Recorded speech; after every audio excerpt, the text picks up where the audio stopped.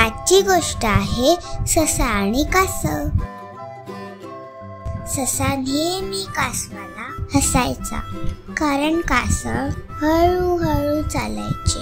एक दिवशी त्यांनी पळण्याची शर्यत लावली. शर्यत सुरू झाली. ससा जोरात धावला आणि खूप पुढे गेला.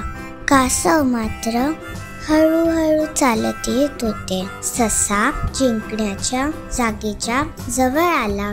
त्याने मागे पाहिलं तर त्याला कासव कुठे दिसलंच नाही. त्याने विचार केला, चला, कासव तर इतक्यात येणार नाही, आपण थोडा आराम करूया. असं म्हणत तो झाडाखाली बसला आणि थोड्या वेळाने झोपून गेला.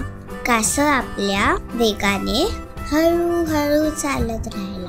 जेव्हा ससा जागा झाला तेव्हा बघतो तर काय, कासवाने जिंकण्याची रेष पार केली होती. कासव जिंकला. ससा शर्यत हरला होता. कथेचं तात्पर्य, सावकाश पण निश्चयाने ध्येय गाठता येते. लाईक, शेअर आणि सबस्क्राईब करायला विसरू नका.